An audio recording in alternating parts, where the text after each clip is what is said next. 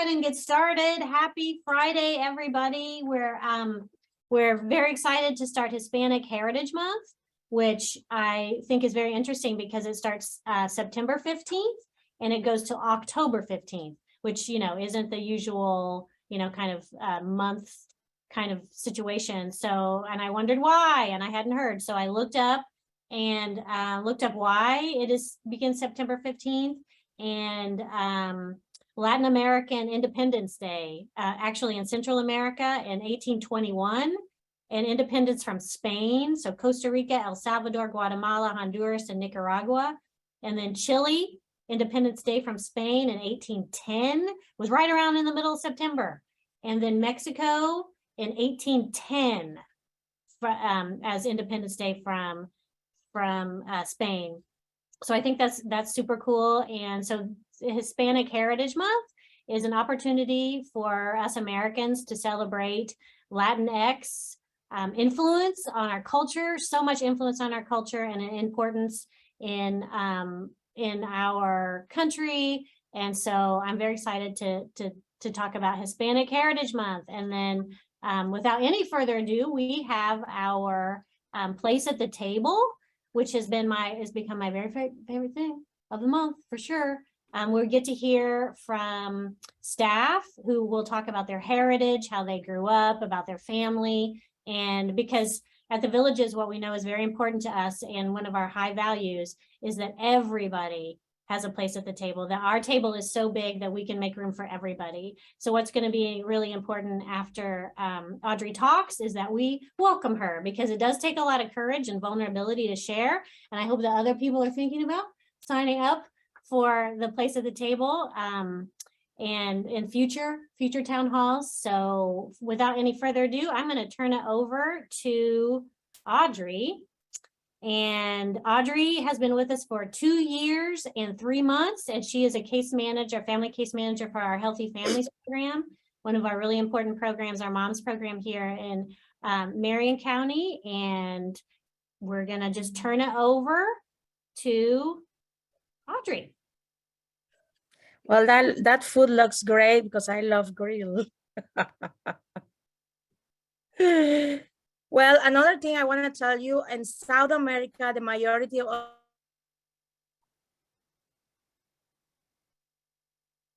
Oh, I don't think we can hear you now. We cannot hear you.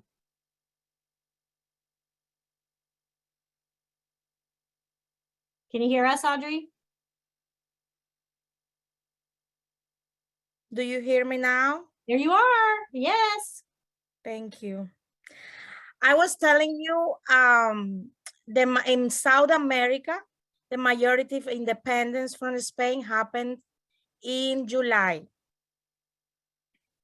So like Colombia was July 20, I think Argentina is 18, and Venezuela, I think the 5th, so I think so. Well, my name is Audrey. Upcross is my married last name. My single last name is Padilla, I forget where I did. I born in Barranquilla, Colombia. Barranquilla is a city in the north of Colombia. So we don't have seasons. All year is summer. It's in the Caribbean. I grew up with the ocean. I'm 39 years old. I've been living in United States for 8 years. I've been working with the Villages for 2 years and 3 months. I have a bachelor degree in my country from in social communication, and my minor is in social work. I speak English and Spanish. Spanish will still be my first language, and I think will be forever. So anytime I had the chance to speak Spanish, I just speak Spanish. My son is 19 years old. He's born and raised in Colombia too. I was single mom, and I had my family support to raise my kid. I've been working, guys. I love to cook. I love to eat. I love fresh food. I had my conflicts with the food here in the United States sometimes. So I cook at home most of the time and take my meals with me. And I cook every day for my family. I love to dance. I love to work out. I love to read. And I love to travel. So you can go.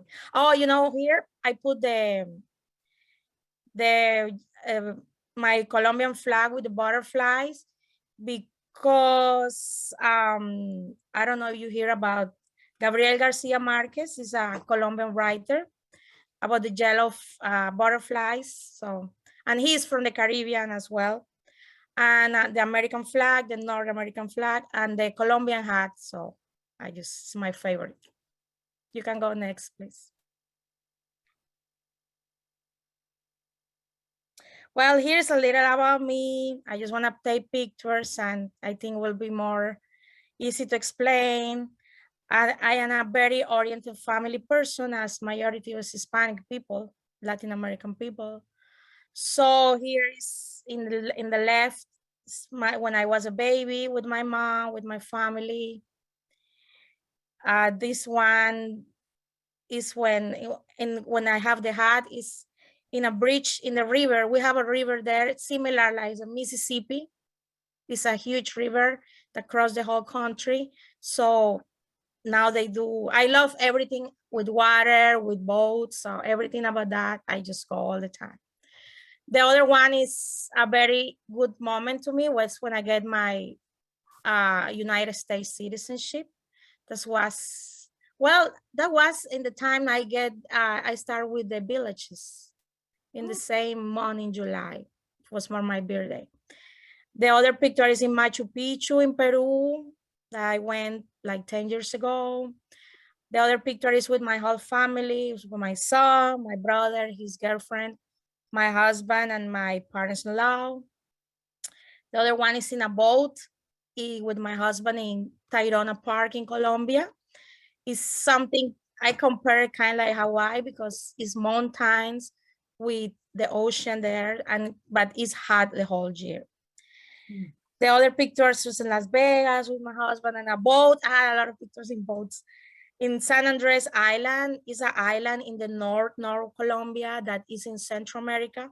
Border is close to Nicaragua and Honduras, but it's Colombian as well. And that ocean changes colors all the time. So, and the people there speak English because they were colonized for the British. Mm. And you feel like kind of airlines, Jamaica with some South America. So it's very nice. The other was in a boat again in Kentucky. And the other was in Cuba in the Ernest Hemingway Estate in the Floridita bar. The other one is in Canada that we were now for my birthday in July. The other one is with my parents in Colombia, my brother and my son and my sister. The other one is in New York with my mother-in-law that we just went there for a bar mitzvah party, which they're Jewish. And the other is in a boat again in Chicago. That was really cold, but I don't care. I go the boat. The other one is I cook a lot. So that's like a shrimp rice I make. The other one is grilling. I love to grill. The other one is in San Andres when we take the plane and see from the plane the view. And the other one is one of my favorite places in the United States, New Orleans. Mm.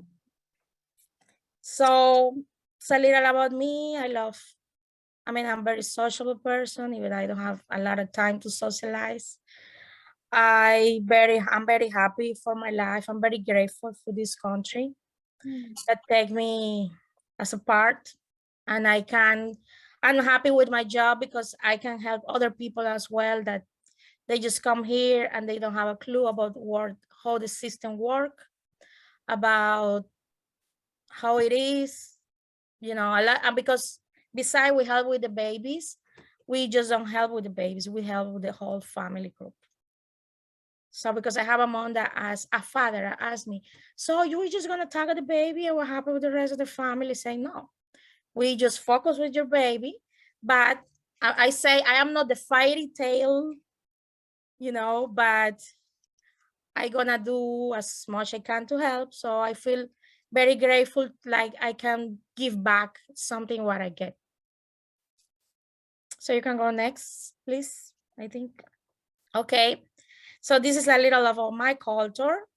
Here is the map. Colombia is in the north of South America. is the first country. So we have the Caribbean, we have the Pacific, we have the three Andes cordilleras, and we have the Amazonian and the jungle in the south. And from the north, in front of the Caribbean Ocean. So my city is downward, say Mar Caribe. So there is my city. And in the way up is San Andres, the island I told you. So the next picture is the Native Americans from the North Colombia. They do a lot of handcraft. So we always, as part of our outfit, we always, majority of females too, we wear a handcraft, handbag. I have mine, I have 3. So there's handmade. This is the guy I told you, the writer, Garcia Marquez with the Colombian hat. When he get the novel in the 83, 84 in Norway. So here is the accordion. Accordion is a German, but we get a lot of influence because the ships came and bring all the sailors and they bring the accordion. So they mix with all the local instruments and they make a rhythm called vallenato that is with accordion, drums, and another instrument that I don't know explain in English.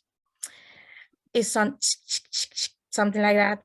Cien Años de Soledad is the book, like for us is Garcia Marquez says Cien Años de Soledad, 100 Years of Lonely, is a vallenato of 500 pages, like a song for him. So there is a lot of our culture, especially where I'm from. And we are storyteller people for nature because majority of us, we grow with grandparents. So we keep that oral tradition. And grandparents are very important for us. We are very respectful with seniors, especially in general. But for Caribbean people, especially, we grow up in a big house with everybody, with aunts, uncles, grandparents. So grandparents for me are part for who I am. So we are storytellers where we're studying stories. And sometimes we can be a little exaggerated about the stories, but it's part of the culture. So down here in the left, down the map, is called Marimondas. We have in Barranquilla, the second biggest carnival in the world after Brazil. So people is all the year waiting for the carnival. So carnival is usually in February, 40 days before the Easter. And they start before the Lent.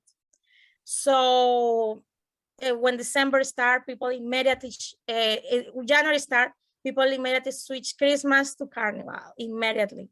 So they start pre-Carnival, getting the mood, and people wear all the year. The next one is a hammock, is handmade too, for the same ladies who have the bags. And I have the honor to be from the same town that where Shakira born. Barranquilla and Sofia Vergara. They are from Barranquilla as well, grow up there. And soccer is very important for us. Even we are not that big like Argentina or Brazil, soccer is everything for the kids there. And this is Valderrama, is from the Caribbean as well. And everybody loves him. So here in the next to Valderrama is Arhuaco. They are the Native American, they live in the mountains.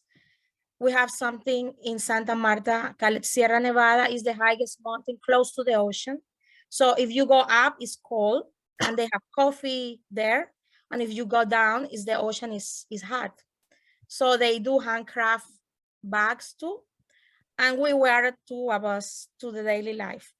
And downs, we have another rhythm called cumbia that been adopted for a lot of countries in Central America, but cumbia is original from Colombia. And this is the original dress for the guys who play the drums, and they wear the hat as well. And music is very important for us, especially in the North. Everything is music. We are very musical people and dance a lot too. So do you have any questions? This is a little about me and my culture, my background. So Oh my gosh, I think we all want to go to Colombia now on vacation and good. spend time and listen to music and buy one of those handbags. Oh my gosh, that's amazing. Oh my gosh, thank you so much for sharing. I know that you have to be a godsend for so many of the moms and their families here that you work with in healthy families. Oh my gosh. Well, thank you for letting me explain you a little about me, myself. Oh, welcome to the table, Audrey. Thank you. Thank you so much for sharing. Thank you.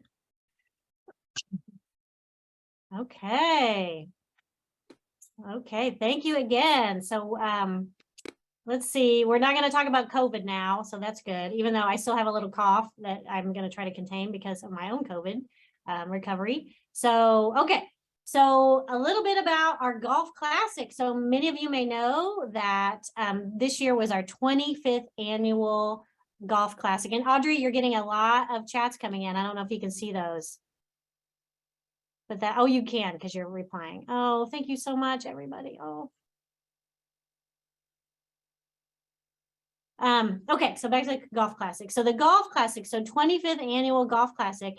And I was trying to think when we started the golf classic, and I thought it was the year I did my internship at the Villages, but it was a year before. 97 was when we started our golf classic. And the golf classic is so important because it's our biggest fundraising event of the year.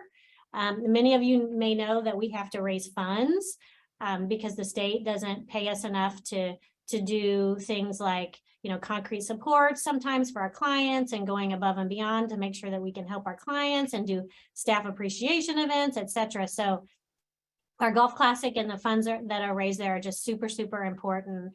And how it works is, because this is the only second time I've seen it, but how it works is we get about 140 golfers that go out and golf in this tournament. And what we do is we try to educate them on all the things that we do at the Villages. And we had a ton of volunteers this year, staff. And I just want to talk about the staff. So you can see the picture there. That's Jess and Dingenhard and Pam Knight and the little camping chairs. And so that's at one of the holes around the course, the golf course. And golfers would stop and talk to our staff who are situated on the golf course and ask about what they do. And so I just want a big shout out to everybody, all of our staff who were educating golfers out there about all the great work we do. So again, Pam Knight, Lorraine Campbell, Liz Wilson, Nancy Gwynn, Amy Witten, Patrick Honeycutt, Mackenzie Roby, Christina Sims, Melissa Kaufman, and then giant shout out to Jen Hatfield, who you can see in that picture too with some of our amazing foster parents. And she was on a panel. So after all of the people played golf, we had a little dinner and a reception and a panel. And Jen was in that panel talking to the golfers with her foster family there that she's been working with for, I think it was like 18 years or something crazy. Maybe not that long, but a long time, about all of the work that we do with our foster program. And they're in Greentown, so that's up near Kokomo. So, and then the staff who made this happen, it definitely takes a village to put on one of these giant golf classics. So our development department, Sarah Klein, Krista Hayes, Andrea Estes, Corinne Gregory, Beth Gregory. Oh my gosh, it was so much effort and was such a fun day. And our goal was to raise $100,000. And that's a whole lot of money. And that would have been a record breaker. And we think we may make it. We're still waiting on some expenses, but so just such a wonderful day. And thank you everybody for this. And we just educated so many people in the community, and not in just of what the Villages, what we do, but really, I like to say being the voice of the voiceless, to giving voice to the people that we serve who often people don't know about and what's happening in their lives. So just such a great opportunity. All right. Okay, another thing we want to talk about and announce, which hopefully you all have seen, is our fall merch is here. So you have an opportunity to purchase some of these Villages products, and there's the little code there to get to the site, or you can email Corinne Gregory. I know we've sent information out, but fun stuff that hopefully you may want to buy for yourself or for others. So that is an announcement. The other thing we want to talk about is Kinship Care Awareness Month. So September has been Kinship Care Awareness Month. And so we are one of the only providers of dedicated services for kinship care families. So that's essentially a grandparent raising their grandchild. We have, adult sisters raising their siblings. We have grandfathers, just lots of folks who are opening their hearts and their homes to children that aren't their own, but family members or people they know. And this is just such an important piece of, keeping children safe in a home, a loving home. So we provide lots of support for our kinship care providers, and Lorraine Conwell and Liz Wilson facilitate that program that we have. And the cool thing is DCS, Department of Child Services, looks at us as experts. So every year they contact one of our families through the month of September, and they do a video of one of our families. So many of you might have seen this, but I want to show this video. So this is Precious Miller, who is a grandmother, and you'll hear more about her story in the video. But DCS made this video and distributes it. So yeah, I want to give some time to hear Precious's amazing story and hear what all she's doing.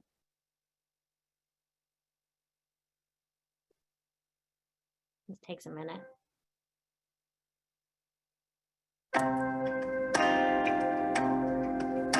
My name is Precious Miller. I live in Indianapolis, Indiana. I have 7 grandchildren that I'm taking care of. My daughter got incarcerated. That means kids didn't have no one. The father also was incarcerated. So the next of kin, which is me, I took on the responsibility because I didn't want to see them hurt or abused. It's a lot of challenges. Money is one when you're taking care of a lot of kids. And I do a lot of praying. Before I ask, I pray. I gotta say they're unique. When I say unique, they're unique in their own way because they have different personalities. Some want to be a baby still, some want to be grown up. I have a helper, a non-helper. Ain't no two alike or nothing. They goofy. Like, they get along good. I can't say that. I keep them in school because I keep on telling them education first. Can't get nowhere without education. So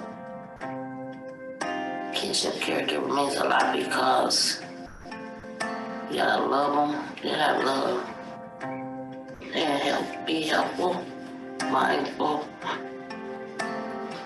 just being there. When help is needed, I guess that's what's important, to help them when they can't help themselves. Raising the grandkids, and everybody knows, they see it as a burden on me. But I try not to look at it that way. The village has helped me out a lot. I can say that they have, for us helping with the school clothes. They help with Christmas. They help with food. And like with counseling with my grandchild, set up appointments for you, whatever you need that you're not able to do. They're there for you, but they have done a lot for me. My favorite part of being a kinship caregiver is that they are my grandchildren.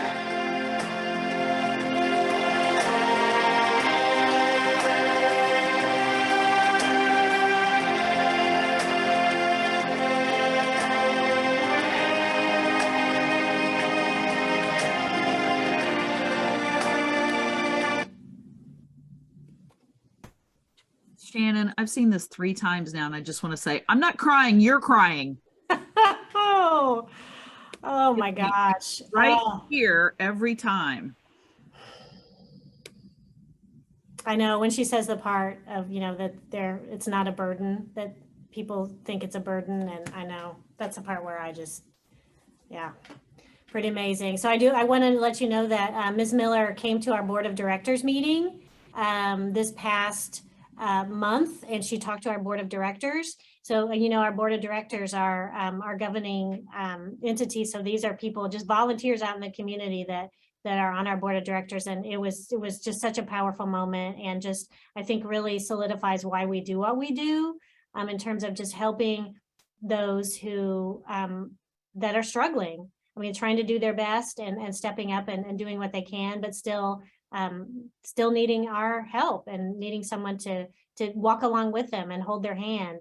And I know Liz and Lorraine have done that with Ms. Miller all these years. And I think what lucky grandchildren she has. And what an apt name Miss Miller has, Precious. Shannon, one thing people might not have common knowledge of is that lots of times kinship caregivers don't get any support from the state when they take in you might talk just a tiny bit about that.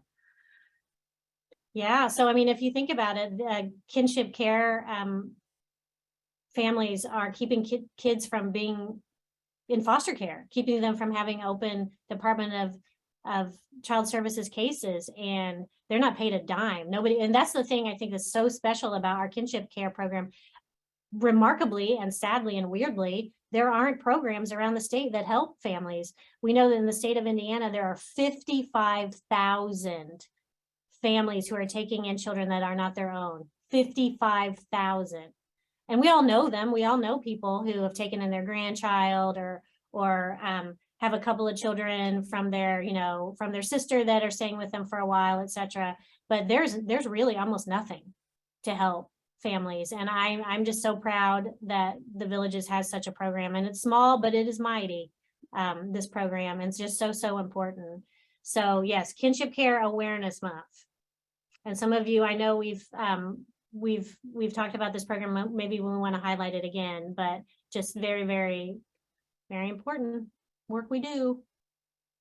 And it's just really great that DCS again collaborates with us on this very special month. So that's September. Okay. All right. The reminder, because since I'm fairly new to the Villages, I always forget that we have these amazing floating holidays that we can take. And so we have a fall break day. And so the fall break day can be taken in September, one day in September or October. So you still have time in October to take your fall break day. Just get with your supervisor and arrange it. Just super important. And I think super fun that the Villages does this. And I don't know how long that we have been doing it, but take your fall break day. I forgot to. I was like, oh, maybe I should get that in. And our jobs are so taxing and can be so emotionally draining that these days are just very, very important that we take these. So please do. Okay, so also September was Child Welfare Worker Appreciation. Well, actually it's just a week. Should be a month. Why is it just a week? Should be all year. We know this. So child welfare workers. So we I know had folks all around the state who are doing fun things in appreciation of all the incredible work that you do. Again, not the easiest jobs in the world. I know myself when I was a direct care staff. I remember actually those days were pagers, but I remember that pager going off in the middle of the night and having to meet people in the emergency room and the crisis centers and all kinds of things. And that's just very stressful on us. And I know just because, again, I've walked in a lot of your shoes and just even still today in this position, it's never really the clients that are frustrating or that get to us. It's the system, all of and I mean, in some ways, that's why you have to have social workers to help people through the difficult systems to try to get the assistance that they are entitled to. So anyway, so lots of fun things are going on around the state. Here's some pictures, lots of eating, lots of food. That makes a lot of sense. The the Bloomington finance and accounting department down there. They had interesting, fun thing at the office space, and they sent me one of these, this red stapler that everybody had. So we got a lot of, that was very fun. So yeah, so there's some other pictures, and there's still some stuff going on. Like here's Top Golf, and it happened the same day that we had our golf tournament. So it was golf all day everywhere. So this is, Region 4 who came and played golf. So lots of creative ideas, and hopefully everybody was able to relax and rejuvenate and have some fellowship together. So yeah, so I know some of these activities are still going on, but wanted to appreciate everybody and all they do every day. And just this week, I don't know what, again, should be a week, should be at least a month, but okay. All right, moving on. We have a lot of October birthdays. I'm not sure why we have so many birthdays in October, but we do. So if you see your name on this list, and everybody knows somebody's name's on this list, so give them a shout out and happy birthday in October, and happy birthday to all the folks that are on here. I mean, I think about this a lot of how I'm so grateful that every single person works for us and is using their life to do better and to make this world a better place. And so I always think about, gosh, I'm so glad every single of these people were born because of the impact that you're having on this world. So, so yes, happy birthday. Shout outs. So we've been trying to do some shout outs and want to open this up to shout outs after we read the ones that were submitted. So, so Corey Ollinger for going above and beyond with the WWK program. If anybody's met Corey, Corey's life is above and beyond. Everything she does is above and beyond. Is Corey on here? Yes, I'm on. Corey, yeah. So if you've ever had the pleasure of interacting with Corey in any way, you will know she's an exceptional human being that goes above and beyond in her personal life, in her family life, in her work life. And I tell you, she tells you some stories about the children that she has placed in permanent homes through the years of WWK. You will be changed and moved. So so yes, we celebrate Corey, and I'm not sure who nominated or did a shout out to Corey, but it could have been about anybody. So we're so glad Corey's on our team. Beth Jackson for being such a helpful person to everyone at the Indy front office. So Beth just like gets it all. Everything comes at her all at once, a million different ways, phone calls, people coming in, all kinds of stuff. And she handles things so gracefully and so helpfully. And we're just all very pleased with Beth. And she's like one of the few people, I guess not only, but one of the few people that interacts with everybody and the whole agency.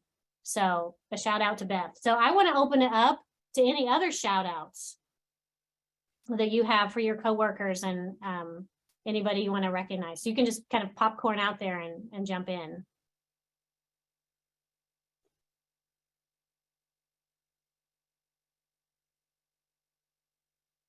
Don't be shy. I know you're not shy. We're not a shy group.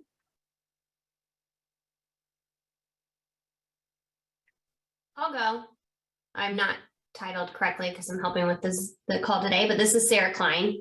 I want to give a shout out to so many people, but definitely the development team. So Krista Hayes, Corinne Gregory, Andrea Estes, and I'm going to loop in some other people, both Beths, we're calling them Beth Squared, Beth Gregory, Beth Jackson, for all they did in their organization and attention to detail and hard work to make the Golf Classic what I'm going to already say is our most successful yet in 25 years. So again, as Shannon shared, we were tallying those totals. I just want to say that they're a fantastic team. I love working with all of them, and they just make it so fun and easy to be able to raise funds to support the great work that all of you do to serve children and families. So great job to them, and shout out to that team.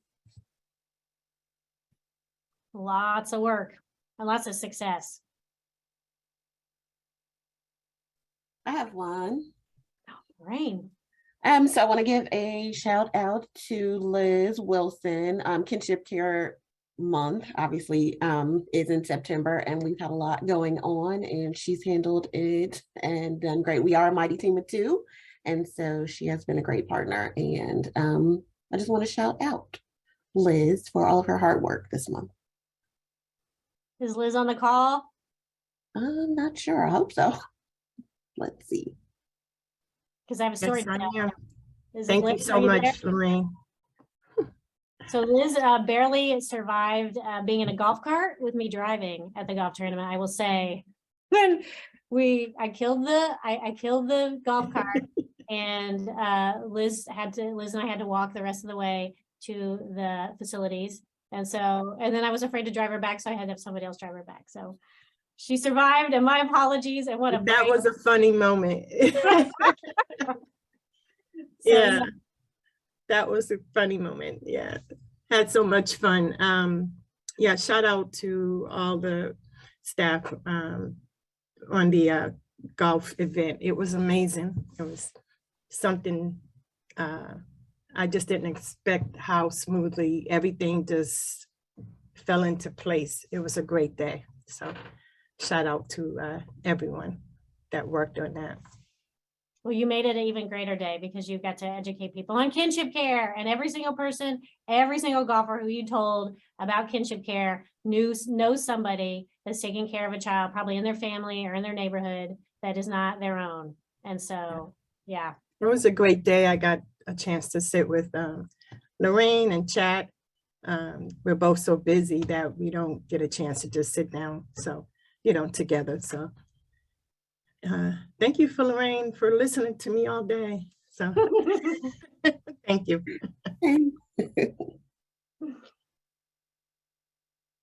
Anybody else? I just like to shout out to all the directors. I've been dealing with a few of them that are dealing with issues with like their foster parents or, other issues. And they are so wonderful at thinking everything through and asking the right questions. And at least on the financial side, as we're dealing with some issues. So just a shout out to all the directors for all they do and their heart. I think all the directors here go over and above. So. That's very true. Thank you, Debbie. And I mean, I would have to say, as a person who is a social worker, we here, we're not math majors and we were not accounting majors, and but the finances and the money is very important. And we're all just very grateful to Debbie that she can explain it to us in terms we understand and in kind, patient ways. And and again, makes those directors' jobs easier because they know that they can just call Debbie with questions and she'll there to answer. And so, yes, it's mutual, I know. Yeah, if I can just say right back at you, Debbie and the whole finance team, I mean, not to be negative about DCS, but I can't even explain the difference. It's earth-shattering. So thank you.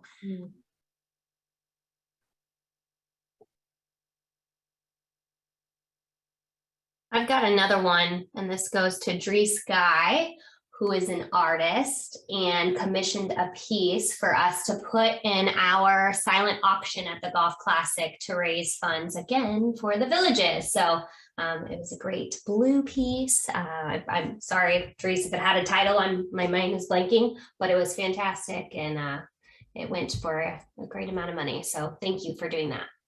Do we remember how much? Krista? I'll have to look it up, but yeah, I could share that. Give me just a sec. It was $160. Wow. Krista? That's awesome. It's beautiful. It was beautiful, and it had a lot. It was blue and kind of abstract. I wish we had a picture of it, but yeah, it had a little bit of a bidding war going on there for a little while. Thank you. It's gorgeous.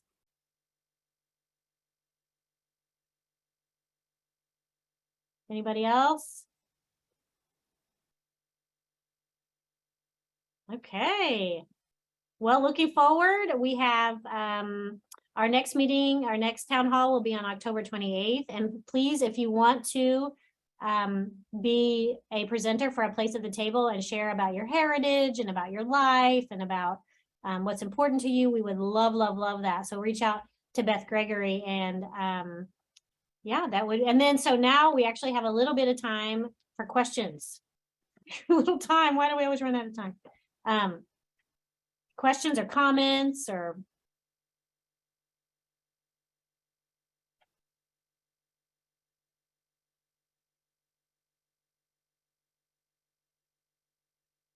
okay, well, I will not keep you much longer. Happy Friday to everybody. And again, I'm just so grateful that each of you are on this team and I get to work alongside you. So have a great weekend, everybody. Bye.